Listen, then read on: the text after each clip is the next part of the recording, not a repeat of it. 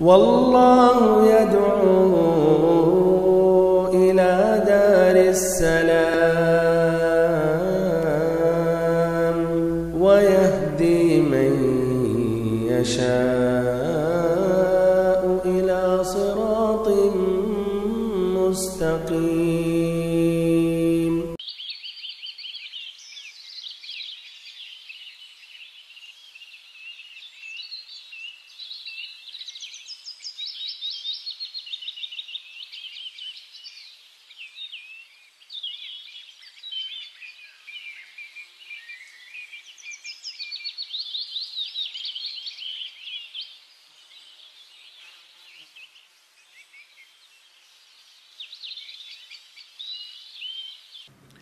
إن الحمد لله نحمده ونستعينه ونستغفره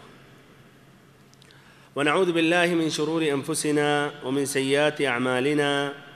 من يهده الله فلا مضل له ومن يضلل فلا هادي له، وأشهد أن لا إله إلا الله وحده لا شريك له،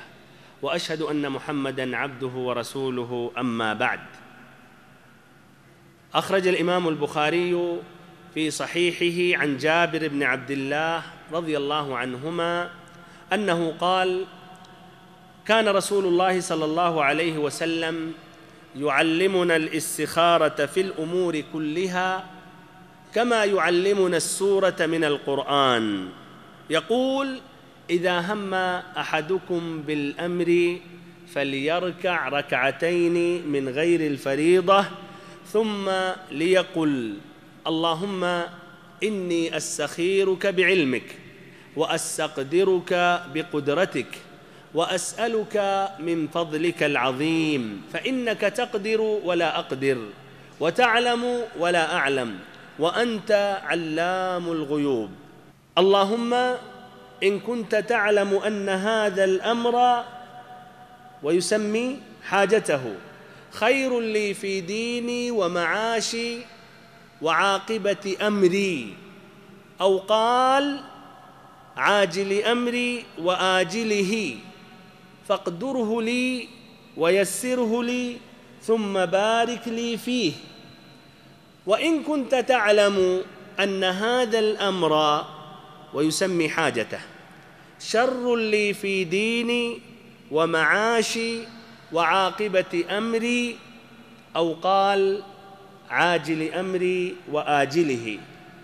فاصرفه عني واصرفني عنه، واقدر لي الخير حيث كان ثم أرضني به، وفي رواية ثم رضني به. वाजिब الاحترام भाइयों, मुअज़्ज़ज़ साथियों, अज़ीज़ बच्चों और हमारी माओं और बहनों, ज़िंदगी के इस सफ़र में हर इंसान मुख्तलिफ़ हालात से गुज़रता है, जिसमें कुछ ऐसे हालात होते हैं कि तरद्दुद का शिकार होता है और मुख्तलिफ़ मोड़ का सामना करना पड़ता है, जिसमें तज़ब्ज़ुब में वाक़ होता है कि ये काम मैं करूं या ना करूं, कदम आगे बढ़ाऊं या पीछे रखूं। ऐसी हालत में क्या करना चाहिए, करना बेहतर होता है या ना करना बेहतर होता है। अल्हम्दुलिल्लाह, ये दीन इस्लाम एक मुकम्मल दीन है, जिसमें हर मसले का हल मौजूद है, जिसमें हर मुश्किल का इलाज मौजूद है। हमारे भाइयों और मुहतरम साथियों और बहनों, ऐसी हालत में शरीयत ने आपको सलात इस्तिखारा दिया है, जिस सलात के ज़रिए एक गैबी मदद आप तलब करते हैं और अल्लाह ताला से इल्तिजा करते हैं और मुस्तक़बिल के बारे में अल्लाह ताला से गोया आप दरियाफ्त करते हैं कि ए रब्बुल इज़्ज़त, हमारे लिए क्या बेहतर है, करना या ना करना, आगे बढ़ना या पीछे रहना। हमारे भाइयों, ये सलात इस्तिखारा है। ये सलात इस्तिखारा का माना मतलब क्या है, इसका लुग़वी और दीनी माना क्या है, फिर इसका शरई हुक्म क्या है, फिर ऐसे ही कब हमें ये सलात इस्तिखारा की ज़रूरत पड़ती है और कौन कौन से हालात में हमें इस्तिखारा की नमाज़ पढ़नी चाहिए, फिर ये मुहिम नमाज का सही तरीक़ा क्या है, फिर ऐसे ही जो इस्तिखारा के नाम से कुछ गलत तरीक़े کچھ لوگ اپناتے ہیں اور اس پر عمل کرتے ہیں، اس کی بھی انشاءاللہ وضاحت ہوگی۔ ان تمام نکات پر ہماری آج کی یہ تقریر ہوگی۔ ہمارے بھائیوں اور بہنوں، پہلی بات، استخارہ کا معنی مطلب کیا ہے؟ تو لغوی اس کا معنی یہ ہے طلب الخیرتی فی الشیء، کسی چیز میں خیر طلب کرنا، کسی چیز میں بھلائی طلب کرنا۔ شریعت میں یا اسلام میں یا دین میں استخارہ کا معنی مطلب کیا ہے؟ اس کا معنی مطلب یہ ہے کہ نماز کے ذریعے، پھر ایسے ہی دعا کے ذریعے اللہ تعالیٰ سے التجا کرنا کہ اے اللہ جو کام بہتر ہے ہمارے حق میں وہ کام کرنے کی مجھے توفیق دے۔ شرعی حکم اس کا کیا ہے؟ یہ بھائیوں جائز ہے، مشروع ہے، بلکہ مسنون ہے، اس لیے کہ نبی صلی اللہ علیہ وسلم کی سنت سے ثابت ہے۔ جس طرح کہ ابھی ہم نے وہ حدیث ہم نے پڑھی اور وہ حدیث ہم نے آپ کے سامنے عربی میں جس کی روایت امام بخاری نے کی ہے میں نے سنایا، جس کا ترجمہ اختصاراً یہ ہے۔ جابر ابن عبداللہ رضی اللہ عنہما کہتے ہیں کہ نبی پاک صلی اللہ علیہ وسلم ہمیں استخارہ کی نماز اس طرح بتاتے تھے جس طرح کہ ہمیں قرآن مجید کی صورتیں بتایا کرتے تھے، جس طرح کی قرآن مجید کی صورتوں کا تلقین کیا کراتے تھے۔ آپ صلی اللہ علیہ وسلم کہتے تھے جب کسی آدمی کے سامنے کوئی امر درپیش ہو یا کسی کام کا ارادہ کرے، اس لیے دونوں معنی ہے اس سے، اذا ہم احدکم بالامر، تو وہ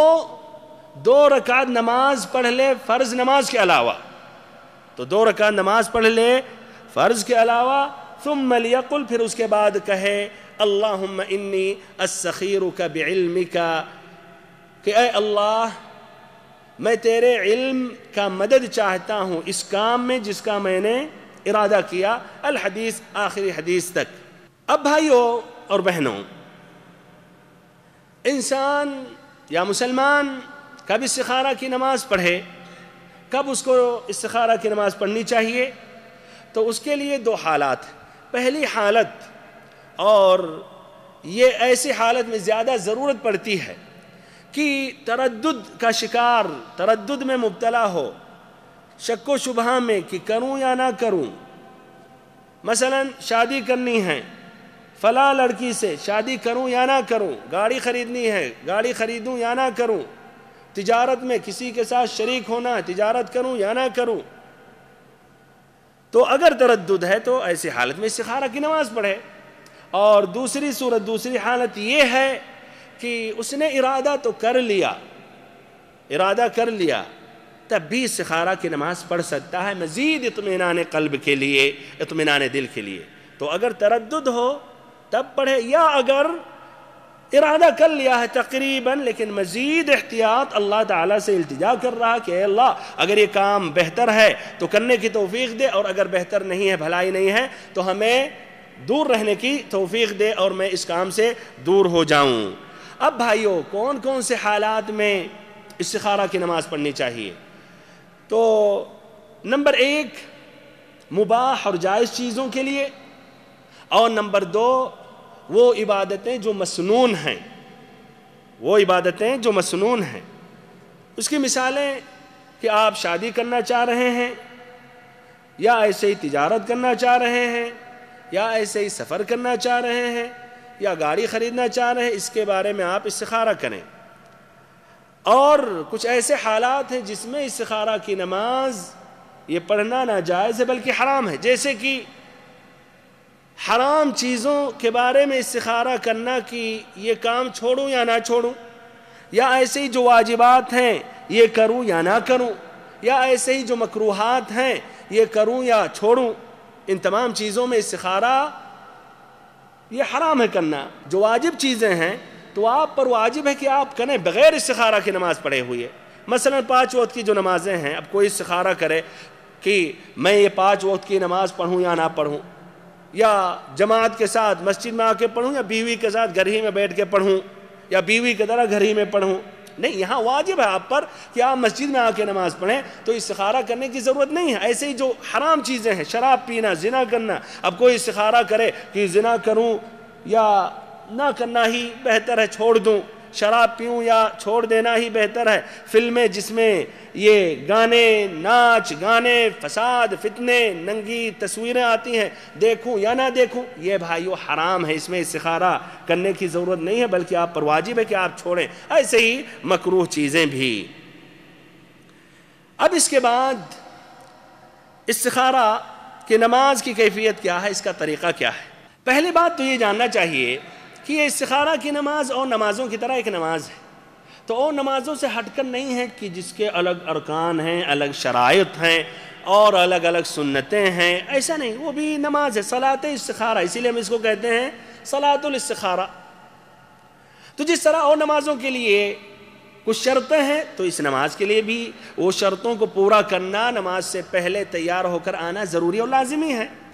جیسے کہ باوضو ہو کر نماز میں داخل ہونا، اور ایسے ہی قبلہ کی طرف متوجہ ہونا، ایسے ہی شرمگاہ کو ڈھکنا، ایسے ہی جس جگہ پر نماز پڑھ رہے ہیں وہ پاک ہو، آپ کا بدن بھی پاک صاف ہو اور کپڑا بھی جو پہنے ہوئے ہیں پاک اور صاف ہو، وغیرہ وغیرہ جو شرائط ہیں۔ لیکن صرف ایک بات جو مہم ہے اور نمازوں سے وہ کیا ہے؟ وہ کیا ہے بھائیو؟ نیت۔ نیت ہی سے اعمال میں فرق ہوتا ہے۔ آپ نماز پڑھ رہے ہیں، ہر کوئی دیکھ رہا ہے نماز پڑھ رہے ہیں، لیکن کون سی نماز پڑھ رہے ہیں؟ فرض پڑھ رہے ہیں، سنت پڑھ رہے ہیں، پھر سنت اگر پڑھ رہے ہیں تو کون سی سنت پڑھ رہے ہیں، یہ نیت سے فرق ہوتا ہے۔ تو یہ اہم چیز جو ہے اس کے لیے کہ آپ کی نیت ہونی چاہیے کہ آپ استخارہ کی نماز پڑھ رہے ہیں۔ اگر آپ نے نیت نہیں کی پھر اس کے بعد دعا پڑھیں تو بھائیو یہ صحیح اور درست نہیں ہے۔ اور حدیث میں آیا ہے فَلْيَرْكَعْ رَكَعْتَيْنِ مِنْ غَيْرِ الْفَرِيضَةِ، تو 2 رکعت پڑھے جو فرض نماز نہ ہو۔ تو اگر آپ نے عشاء کے بعد 2 رکعت سنت پڑھی جو سنت مکتوبہ ہے، سنت راتبہ ہے، اور آپ نے استخارہ کی نیت کر لی تو یہ جائز اور درست ہے، تو آپ کو سنت راتبہ کا ثواب ملے گا اور استخارہ جو کر رہے ہیں وہ بھی آپ کا پورا ہو جائے گا اور اس کا بھی الگ ثواب ملے گا۔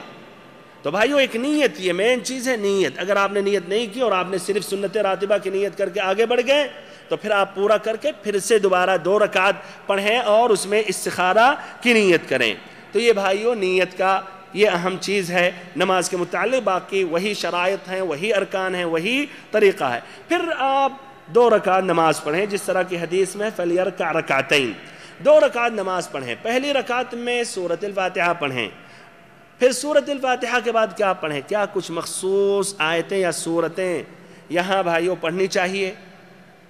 کچھ اہل علم نے کہا، جس طرح کی امام نووی رحمہ اللہ نے، کہ پہلی رکعت میں سورۃ الفاتحہ کے بعد قل یا ایھا الکافرون پڑھ لے اور دوسری رکعت میں سورۃ الفاتحہ کے بعد قل ھو اللہ احد پڑھ لے، لیکن بھائی اس پر کوئی دلیل نہیں ہے۔ اور ایسے کچھ اہل علم نے کہا، جس طرح کی العراقی رحمہ اللہ، کہ حالت کے اعتبار سے، مقام کے اعتبار سے مناسب آیتیں پڑھیں۔ تو انہوں نے کہا مثلا پہلی رکعت میں سورۃ الفاتحہ کے بعد سورۃ القصص کی آیت نمبر 68 سے لے کر 70 تک پڑھے، جو ہے رب العزت کا فرمان وَرَبُّكَ يَخْلُقُ مَا يَشَاءُ وَيَخْتَارُ مَا كَانَ لَهُمُ الْخِيَرَةُ سُبْحَانَ اللَّهِ وَتَعَالَى عَمَّا يُشْرِكُونَ وَرَبُّكَ يَعْلَمُ مَا تُكِنُّ صُدُورُهُمْ وَمَا يُعْلِنُونَ وَهُوَ اللَّهُ لَا إِلَهَ إِلَّا هُوَ لَهُ الْحَمْدُ فِي الْأُولَى وَالْآخِرَةِ وَلَهُ الْحُكْمُ وَإِلَيْهِ تُرْجَعُونَ، یعنی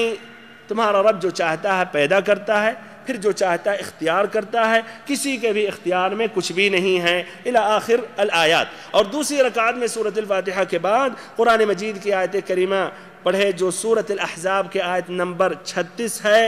وَمَا كَانَ لِمُؤْمِنٍ وَلَا مُؤْمِنَةٍ إِذَا قَضَى اللَّهُ وَرَسُولُهُ أَمْرًا أَن يَكُونَ لَهُمُ الْخِيَرَةُ مِنْ أَمْرِهِمْ وَمَن يَعْصِ اللَّهَ وَرَسُولَهُ فَقَدْ ضَلَّ ضَلَالًا مُبِينًا، کہ کسی مؤمن مرد یا عورت کے اختیار میں نہیں ہے جب اللہ کا فیصلہ آ جائے کہ وہ بھی اپنی رائے پیش کریں یا کوئی اپنی بھی یعنی اپنا بھی اجتہاد رکھیں، بلکہ ان پر اس طرح واجب ہو جاتا ہے کہ اللہ اور اس کے رسول کی اطاعت کرے، اور جو اللہ اور اس کے رسول کی مخالفت کرتا ہے اور بغاوت کرتا ہے تو وہ بہت ہی کھلا اور واضح گمراہی میں ہے۔ ہمارے بھائیوں اور بہنوں،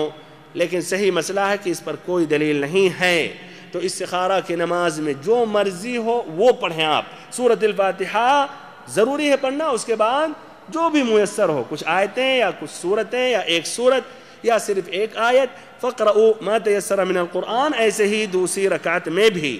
پھر اس کے بعد آپ نماز سے فارغ ہو جائیں، سلام پھیر لیں۔ سلام پھیرنے کے بعد ہاتھوں کو اٹھائیں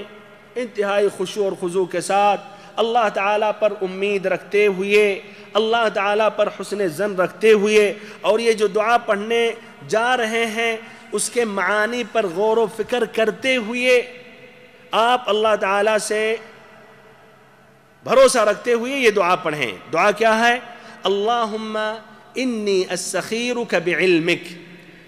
واستقدرک بقدرتک واسألک من فضلک العظیم فإنک تقدر ولا اقدر وتعلم ولا اعلم وانت علام الغیوب اللہم ان کنت تعلم ان هذا الامر، اور ادھر جو اس کی بات ہے اس کو ذکر کریں، اللہم ان کنت تعلم ان هذا الامر، کہ اے اللہ الہی اگر تو جانتا ہے یہ کام، یعنی جس کا میں ارادہ کر رہا ہوں، پھر اس کو ذکر کرے۔ اگر عربی میں ہے مثلا ان اتزوج او زواجی بفلانہ بنت فلاں، یا شرائی السیارۃ الفلانیہ، یا اپنی زبان میں بھی آپ کہہ سکتے ہیں اس کے بعد ان هذا الامر، کی شادی کرنا فلاں لڑکی سے، یا فلاں شخص کی گاڑی خریدنا، یا فلاں شخص کے ساتھ، یا اس سال اس گرمی میں چھٹیوں میں ہندوستان یا پاکستان سفر کرنا، جو بھی وہ ذکر کریں آپ۔ پھر اس کے بعد دعا کی تکمیل کریں، خیر لی فی دینی ومعاشی وعاقبت امری عاجل امری وآجلہ فقدرہ لی ویسرہ لی ثم بارک لی فیہ وَإِن كُنْتَ تَعْلَمُ أَنَّ هَذَا الْأَمْرَ، اور اگر تو جانتا ہے کہ یہ کام جس کا میں نے ارادہ کیا، پھر ادھر پھر وہی ذکر کریں، دہرائیں، فلاں لڑکی سے شادی کرنا، فلاں شخص کی گاڑی خریدنا، اس چھٹی میں سفر جانا،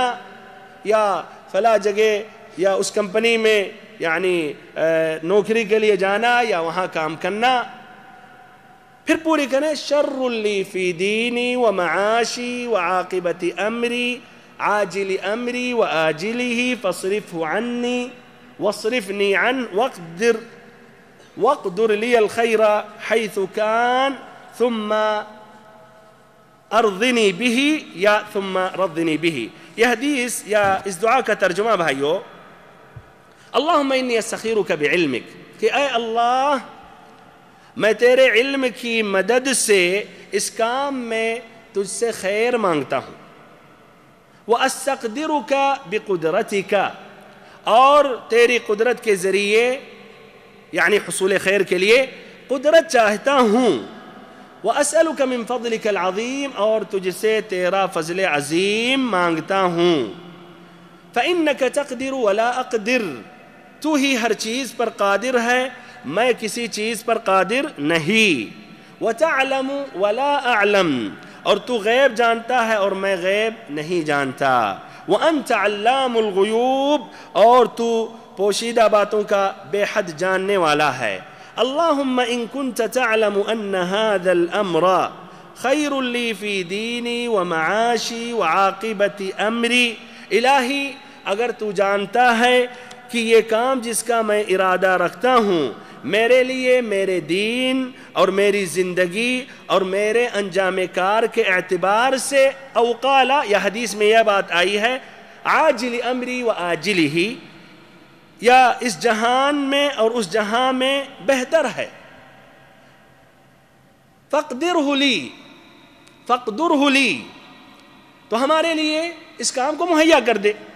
ہمیں کرنے کی توفیق دے، خریدنے کی توفیق دے، شادی کرنے کی توفیق دے، وَيَسِّرْهُ لِي، اور میرے لیے آسان کر دے، ثُمَّ بَارِكْ لِي فِي، پھر اس میں میرے لیے برکت عطا کر، وَإِن كُنْتَ تَعْلَمُ أَنَّ هَذَا الْأَمْرَ، کہ اور اگر تو جانتا ہے کہ یہ کام جس کا میں ارادہ رکھتا ہوں، پھر ادھر ذکر کرے، شادی کرنا، گاڑی خریدنا، سفر کرنا، شر لی فی دینی ومعاشی وعاقبت امری، او قال عاجل امری وآجلہ، میرے دین اور میرے زندگی میں اور میرے انجام کار کے اعتبار سے، یا اس جہاں میں اور اس جہاں میں اچھا نہیں ہے، ہمارے بھائیوں حدیث میں ہے او قال عاجل امری واجلی، آپ دونوں کو جمع کر کے پڑھیں، یعنی اس طرح کہیں ان كنت تعلم ان هذا الامر خیر لی فی دینی ومعاشی وعاقبت امری عاجل امری وعاجلہ، ایک ہی ساتھ پورا پڑھ دیں آپ، یعنی دونوں جو لفظ آئے ہیں وہ دونوں پڑھیں آپ. فاصرف عنی واصرفنی عن، تو اس کام کو مجھ سے پھیر دے اور مجھ کو اس سے دور کر دے. وَاقْدُرْ لِيَ الْخَيْرَ حَيْثُ كَانَ ثُمَّ رَضِّنِي بِهِ، اور میرے لیے تو بھلائی مہیا کر دے جہاں بھی ہو، پھر اس سے مجھے راضی کر دے. ہمارے بھائیوں اور بہنوں، یہ حدیث کا یہ حوالہ صحیح امام بخاری. ہمارے بھائیوں اور بہنوں، یہ ہے دعائے استخارہ، اس کو آپ یاد کر لیں، بہتر ہے اس لیے کہ یہ زندگی کے مختلف مراحل میں آپ کو اس کی ضرورت پڑتی ہے، تو اس کو اچھی طرح یاد کر لیں. لیکن جب تک یاد نہیں ہے تو آپ دیکھ کے بھی پڑھ سکتے ہیں، انشاءاللہ اس میں کوئی حرج نہیں ہے. اب ادھر بھائیو، آپ کی نماز مکمل ہو گئی، دعا بھی آپ کی مکمل ہو گئی. ادھر 4 باتیں ذکر کر رہا ہوں اور مزید اس طرح وضاحت کر رہا ہوں استخارہ کے متعلق یا نماز استخارہ کے متعلق. پہلی بات یہ ہے کہ یہ دعائے استخارہ کی یہ دعا آپ کب پڑھیں؟ سلام پھیرنے کے بعد یہ دعا پڑھیں یا سلام پھیرنے سے پہلے؟ ادھر بھائیو، اہل علم نے اسی حدیث سے استنباط کیا. کسی نے کہا سلام پھیرنے سے پہلے، اور انہوں نے کہا اس لیے کہ یہاں دعا قبول ہونے کی مزید امید ہے. اور کچھ اہل علم نے کہا کہ نہیں، سلام پھیرنے کے بعد، اور یہ قول زیادہ راجح ہے، واللہ اعلم زیادہ صحیح ہے، اس لیے کہ حدیث میں ہے فَلْيَرْكَعْ رَكْعَتَيْنِ مِنْ غَيْرِ الْفَرِيضَةِ، کہ وہ 2 رکعت نماز پڑھ لے فرض نماز کے علاوہ. ثُمَّ لْيَقُلْ، پھر اس کے بعد کہے. ثُمَّ کا جو لفظ ہے یعنی پھر اس کے بعد کہے. تو واللہ اعلم اس سے یہ واضح ہو رہا ہے یعنی اس عمل یا نماز سے فارغ ہونے کے بعد اور اس سے منتقل ہو جانے کے بعد، ختم ہونے کے بعد وہ دعا مانگے. تو واللہ اعلم سلام پھیرنے کے بعد فوراً ہاتھ اٹھا کر دعا مانگنا یہ زیادہ صحیح ہے. دوسری بات یہ ہے کہ دعائے استخارہ سے پہلے جس طرح کی عام دعاؤں سے پہلے اللہ تعالیٰ کی حمد و ثنا بیان کرنی چاہیے اور نبی صلی اللہ علیہ وسلم پر درود و سلام پڑھنا چاہیے، اور پھر ایسے آخری میں بھی اللہ تعالیٰ کی حمد و ثنا اور پھر درود و سلام کے ساتھ ختم کرنا چاہیے. تو کیا یہاں بھی اس کا لحاظ کرے یا ڈائریکٹ دعائے استخارہ اللہم انی استخیرک بعلمک الی آخری پڑھنا شروع کر دے؟ ہمارے بھائیوں، کچھ اہل علم نے کہا، جس طرح کی امام نووی رحمہ اللہ نے، کہ اس دعا سے پہلے اللہ کی حمد و ثنا بیان کرے، درود و سلام پڑھے، اور آخری میں بھی یہ. لیکن واللہ اعلم حدیث میں یہی ذکر آیا اور ادھر یہ نہیں کہا گیا کہ اس سے پہلے یا اس کے آخری میں کچھ اور ذکر کیا جائے. تو ڈائریکٹ اسی حدیث میں یا اسی دعا کو شروع کر دے اور اللہم انی استخیرک بعلمک و استقدرک سے شروع کرے. اور جہاں تک حمد و ثنا اور درود و سلام کی بات ہے تو یہ عام دعاؤں کے متعلق ہے، نہ کہ دعائے استخارہ کے متعلق. تیسری بات یہ ہے کہ یہ استخارہ کی نماز کیا کئی مرتبہ دہرا سکتا ہے یا صرف ایک مرتبہ پڑھنی چاہیے؟ ایک مرتبہ. اگر ایک مرتبہ آپ نے پڑھا واضح نہیں ہوا تو پھر کیا پڑھ سکتے ہیں مزید؟ 2 مرتبہ، 3 مرتبہ. کچھ اہل علم نے کہا کہ صلاۃ استخارہ 7 مرتبہ پڑھنا چاہیے، یعنی ایک مرتبہ آپ نے پڑھا، دعا مانگی، پھر اس کے بعد یعنی کچھ وقت کے بعد یا دوسری نماز میں یا جب بھی آسان ہو پھر ایک مرتبہ پڑھیں، پھر تیسری مرتبہ، 7ویں مرتبہ، 7 مرتبہ. اور انہوں نے ایک حدیث سے استدلال کیا، اور حدیث جس کی روایت ابن السنی نے عمل الیومی واللیلہ میں حضرت انس ابن مالک رضی اللہ عنہ سے روایت کی ہے کہ آپ صلی اللہ علیہ وسلم نے فرمایا یا انس اذا ہممت بامر فاستخر ربک فیہ 7 مرات، کہ انس جب کسی امر کا ارادہ کرو یا کسی امر میں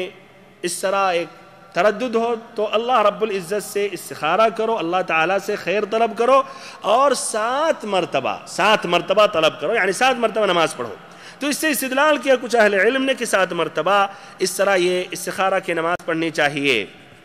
تو اس سے استدلال کیا کہ 7 مرتبہ استخارہ کی نماز پڑھنی چاہیے، لیکن یہ حدیث بھائیو ضعیف ہے۔ اگر یہ حدیث صحیح ہوتی تو پھر خلاص سمعنا و اطعنا، پھر اب بات یہ کلیئر ہو جاتی کہ 7 مرتبہ پڑھنا چاہیے، اور 7 مرتبہ سے ایک دم تأکید ہو جاتی ہے، اور گویا ہم نے اللہ تعالیٰ سے دعا اچھی طرح مانگی اور کئی مرتبہ دہرا کے ہم نے دعا مانگی، لیکن اس لیے ضعیف ہے تو ہم اس پر عمل نہیں کر سکتے، نہ اس بات کو اتنا ہم مستند کہہ سکتے۔ دوسرا قول ہے کہ 3 مرتبہ استخارہ کی نماز پڑھنی چاہیے، اور ان کی دلیل کیا ہے؟ قیاس اور استحسان کی، جس طرح کی نبی صلی اللہ علیہ وسلم جب دعا مانگتے تھے تو 3 مرتبہ دہرایا کرتے تھے، تو ایسے ہی یہ استخارہ کی نماز ہے اور ساتھ ساتھ دعا ہے، تو 3 مرتبہ اس طرح یہ پڑھ لینا چاہیے، اور یہ بھی کافی حد تک یہ بات ایک معقول ہے، اور ان کا بھی استدلال سمجھیے ایک اعتبار سے قوی ہے۔ تیسرا قول یہ ہے کہ اس کی کوئی حد نہیں ہے، پڑھتا رہے اس کی مرضی، کبھی 3 مرتبہ پڑھے، 7 مرتبہ، 15 مرتبہ، 21 مرتبہ، جس طرح کی اس کی بات کی جو اہمیت رکھتی ہے، جس طرح اس کی بات کی اہمیت ہے اور اس کے نزدیک اس کی سمجھیے بہت ہی ضروری ہے یا بہت ہی مہم بات ہے، اسی اعتبار سے اس کو دہراتا رہے۔ اور چوتھا قول ہے کہ نہیں، 1 مرتبہ بس پڑھے۔ چوتھی بات استخارہ کے متعلق، اور اس سے تیسری بات کی مزید وضاحت ہوگی کہ بھائیو اب ہم نے استخارہ کی نماز پڑھ لی، تو اب کس طرح پتہ چلے گا کہ اللہ تعالیٰ نے ہماری دعا قبول کر لی اور اللہ تعالیٰ ہمارے بارے میں کرنا پسند کر رہا ہے یا چھوڑنا پسند کر رہا ہے؟ اس کا ثمرہ، اس کا نتیجہ کس طرح واضح ہوگا؟ اس لیے استخارہ گویا آپ اللہ تعالیٰ سے طلب کر رہے ہیں، اللہ تعالیٰ سے التجا کر رہے ہیں، اور غیب کے متعلق اللہ تعالیٰ سے آپ سوال کر رہے ہیں، دریافت کر رہے ہیں کہ اللہ جو ہمارے حق میں جو بہتر ہے وہی اپنانے کی توفیق دے۔ تو بھائیو اس کا نتیجہ کس طرح واضح ہوگا؟ تو ہمارے بھائیو صلاۃ استخارہ کی نماز پڑھنے کے بعد 3 حالات سامنے آئیں گے، 3 کیفیات، تینوں میں سے ایک حالت آپ کے سامنے ضروری ہے۔ پہلی بات یہ ہے کہ آپ کا دل کام کرنے کے لیے یا شادی کرنے کے لیے یا گاڑی خریدنے کے لیے مطمئن ہو جائے، اس میں ایک رغبت آ جائے، آپ مائل ہو رہے ہیں اس لڑکی کی طرف، اس گاڑی کی طرف، اس کام کے لیے، سفر کے لیے، تو بھائیو ادھر انشاءاللہ آپ کے حق میں کرنا ہی بہتر ہے، اور یہی استخارہ کا نتیجہ تھا، اور اب آپ اللہ پر بھروسہ کرتے ہوئے بسم اللہ کریں اور شروع کر دیں۔ دوسری حالت، دوسری کیفیت کہ آپ کے دل میں ایک دوری اور ایک گھبراہٹ، ایک عدم اطمینان پایا جا رہا ہے، تو ایسی صورت میں کیا آپ کے حق میں بہتر ہے کہ آپ نہ کریں، وہ گاڑی نہ خریدیں، اس لڑکی سے شادی نہ کریں، اس سال سفر میں نہ نکلیں، اس سال سفر نہ کریں۔ تیسری حالت کیفیت کہ آپ کے لیے واضح نہیں ہوا، ابھی بھی برابر، جس طرح صلاۃ استخارہ سے پہلے جو کیفیت تھی وہی کیفیت ابھی بھی ہے، جس طرح صلاۃ استخارہ سے پہلے جو کیفیت تھی وہی ابھی بھی تردد باقی ہے، کروں یا نہ کروں۔ تو ایسی حالت میں کیا کریں؟ ایسی حالت میں بھائیو کچھ اہل علم نے کہا کہ آپ مشورہ کا اہتمام کریں، جو اہل رأی ہیں، صحیح سمجھ رکھنے والے ہیں، دیندار ہیں، جو آپ سے محبت کرتے ہیں، حسد یا ایسے بغض یا نفرت نہیں رکھتے، ان سے آپ مشورہ لیں۔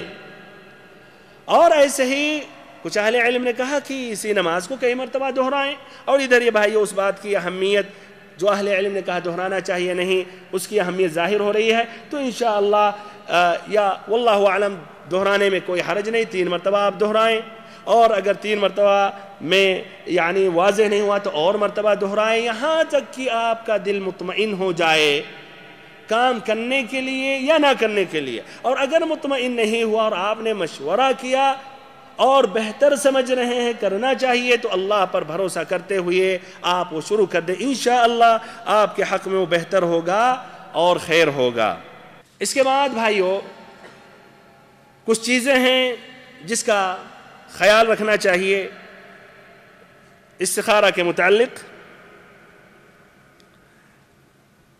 کہ استخارہ کی نماز کا وقت کیا ہے، کب استخارہ کی نماز پڑھے، کیا اس کے لیے مخصوص وقت ہیں یا جب بھی آپ کی مرضی چاہے تو استخارہ کی نماز پڑھ لیں؟ استخارہ کی نماز کے لیے کوئی وقت متعین نہیں ہے، آپ جب چاہیں پڑھ لیں، الا کہ وقت نہیں نہ ہو، الا کہ وقت نہیں ہو، تو وقت نہیں میں آپ نماز نہ پڑھیں، استخارہ کی نماز نہ پڑھیں۔ لیکن ادھر بات ہے بھائیو، اگر کوئی ضروری بات پیش آ گئی اور وقت نہیں تھا، فجر کے بعد ایک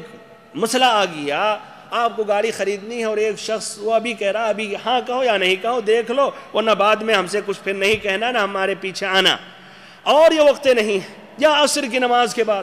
وہ آ گیا پہنچ گیا، یا کوئی سامان لے کے خریدنا یا نہیں، ہاں یا نہیں میں جواب دو، اور زیادہ پھر سوچنے کا ٹائم نہیں ہے، بعد میں کل مغربہ نہیں چلے گا، تو ایسی حالت میں کیا آپ استخارہ کی نماز پڑھ سکتے ہیں جبکہ وہ ممنوع وقت ہے، وقت نہیں ہے؟ تو ہمارے بھائیوں اور محترم ساتھیوں، آپ پڑھ سکتے ہیں، آپ ادھر پڑھ سکتے ہیں، جس طرح کے اوقات نہیں میں وہ نمازیں جن کا سبب ہے تحیۃ المسجد، ایسے ہی طواف کی 2 رکعتیں آپ پڑھ سکتے ہیں، تو ایسے ہی بھائیوں یہاں بھی آپ یہ پڑھ سکتے ہیں۔ دوسری بات عورتوں کے متعلق، اگر وہ مہینے میں ہیں، حیض کا مسئلہ ہے، حیض کی شکایت ہے، اور ان کے لیے بھی ایک ضروری بات آ گئی، مثلا شادی کا پیغام آ گیا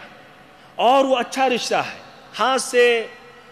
ضائع نہ ہونے والا رشتہ ہے، تو کیا وہ استخارہ کی نماز پڑھ سکتی ہیں ایسی حالت میں؟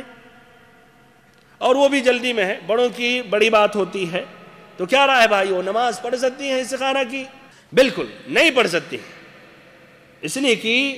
طہارت نماز کے لیے ضروری ہے، اور وہ طہارت سے وہ ایسے حالت میں وہ قاصر اور عاجز ہوتی ہیں، تو بھائیوں نہیں، لیکن وہ اللہ سے دعا کریں اور کہ اے اللہ اگر ہمارے لیے خیر ہے تو شادی نصیب کر، اور خیر نہیں ہے تو ہمیں دور رکھ، تو یہ دعا سے عام دعا کرتے ہوئے اللہ تعالیٰ سے التجا کریں۔ تیسری بات، اور یہ بات میں نے پہلے کہہ دی، یہ دعا آپ یاد کریں، لیکن اگر یاد نہیں ہے تو پیپر دیکھ کے بھی یا جو دعا کی کتابیں ہیں وہ دیکھ کے آپ پڑھ سکتے ہیں۔ اب بھائیوں، جو غیر شرعی طریقے ہیں استخارہ کے وہ ذکر کر رہا ہوں۔ نمبر 1، کسی دوسرے شخص سے درخواست کرے کہ وہ اس کے حق میں استخارہ کی نماز پڑھے اور استخارہ کرے۔ یعنی ماشاءاللہ اپنے کچھ بھائی اتنے عاجز، اتنے کسلان ہوتے ہیں، یعنی اپنا بھی مسئلہ ہوتا ہے، شادی کا ان کا مسئلہ، اور دوسروں سے کہہ رہے ہیں استخارہ کی نماز آپ پڑھ دیں، یار وہ شادی کروں یا نہ کروں۔ تو دوسروں کو بھائی وکیل بنانا اس میں کیا جائز ہے یا نہیں؟ جائز ہے یا نہیں؟ اچھا اگر وہ بزرگ ہیں، دیندار ہیں، ماشاءاللہ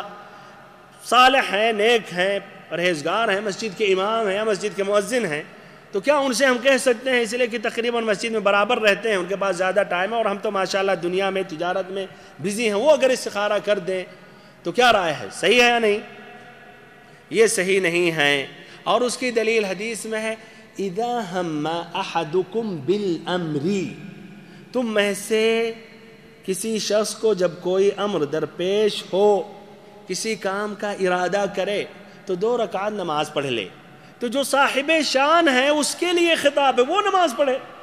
دوسرے کا کیا دخل ہے آپ کی شادی سے، دوسرے کا کیا دخل ہے آپ گاڑی خرید رہے ہیں، پڑھے گا بھی بھائی ہو تو اس کی حقیقت میں آپ غور و فکر کریں، کیا اس کے دل میں وہ اہتمام، وہ درد، وہ سمجھیے اللہ تعالیٰ سے ایک التجا ہوگا جس طرح کی آپ کے دل میں ہے؟ ہرگز نہیں۔ تو بھائیو اس طرح دوسرے کو کہنا یہ صحیح نہیں ہے، ہاں لیکن دوسرے کے حق میں آپ دعا کر سکتے ہیں، دوسروں کے حق میں دعا کر سکتے ہیں، خاصتاً اگر اس کا تعلق آپ سے گہرا ہے، آپ کی بیٹی ہوئی، بیٹا ہوا، تو آپ ان کے حق میں دعا کریں، لیکن استخارہ کی نماز وہ خود ہی پڑھیں۔ ہمارے بھائیوں اور بہنوں، ادھر بہت ہی ضروری بات ہے کہ کیوں ٹی وی کے متعلق، جو کیوں سے وہ قرآن لیتے ہیں لیکن حقیقت میں سمجھتا ہوں وہ قبر ٹی وی ہے، اس لیے وہ قرآن کی طرف دعوت نہیں ہے بلکہ قبر کی طرف دعوت ہے، قبر کی طرف دعوت ہے، شرک کی طرف دعوت ہے۔ ان کے یہاں بھی ایک پروگرام ہے استخارہ کے نام سے، لیکن میں کہتا ہوں اور یہ حقیقت ہے، اس میں مبالغہ نہیں ہے، وہ بھائیوں استخارہ سے مذاق کر رہے ہیں اور استخارہ سے کھلواڑ کر رہے ہیں۔ یہ استخارہ نہیں ہے جو نبی صلی اللہ علیہ وسلم نے بتایا۔ حضرت جی سوال سننے سے پہلے ایسا لگتا ہے کہ پورے حجب، پورے حجاب، پردے ہٹ جاتے ہیں اور غیب پر نظر ڈالتے ہوئے، بلکہ لوح محفوظ پر نظر ڈالتے ہوئے، بلکہ ماضی، حاضر، مستقبل کی حالت سے واقف ہوتے ہوئے بتانے لگتے ہیں۔ ہاں وہ جادو کیا گیا ہے، آسیب کی شکایت ہے، اور اس کے لیے علاج بھی بتاتے ہیں کہ 40 دن نماز پڑھو اور ہر نماز کے بعد 111 مرتبہ درود و سلام پڑھو، اور 73 مرتبہ، یعنی 74 نہیں ہو سکتا نا، 72 ہو سکتا، یا قویو کہو۔ یہ بھائیو کس نے بتایا؟ یہ کس نے کہا؟ نبی صلی اللہ علیہ وسلم نے بتایا۔ ما انزل اللہ بہا من سلطان، اس پر کوئی دلیل نہیں ہے۔ یہ بھائیو صوفیوں کے یہ حرکات ہیں، ان کے کارنامے ہیں، اور ان کے یہ کرامات ہیں جس کا تعلق شریعت سے کچھ بھی نہیں ہے۔ تو بھائیو ہمیں بچنا چاہیے، اور ہمیں اس غلط فہمی میں واقع نہیں ہونا چاہیے کہ یار استخارہ تو صحیح ہے، ہاں استخارہ غلط صحیح ہے، لیکن اس پروگرام کے تحت جو پیش کیا جا رہا ہے وہ غلط ہے، باطل ہے۔ جس طرح کی منافقین نے بھی مسجد بنایا، بظاہر نبی صلی اللہ علیہ وسلم نے اس مسجد کو گرایا بلکہ جلا بھی دیا، جبکہ اس کا نام تھا مسجد۔ یہ پروگرام کو بھی بھائیو یہ ختم کر دینا چاہیے، بلکہ اگر قدرت ہے اور اگر استطاعت ہے اس کو روک دینا چاہیے، اور لوگوں کو بتانا چاہیے کہ یہ گمراہی ہے اور گمراہی کی طرف دعوت ہے، اور یہ استخارہ سے اس کا کوئی تعلق نہیں ہے، صرف لفظ استخارہ ہے، باقی اس کے اندر جو معنی مطلب جو مفہوم پیش کیا جا رہا وہ باطل اور فاسد ہے۔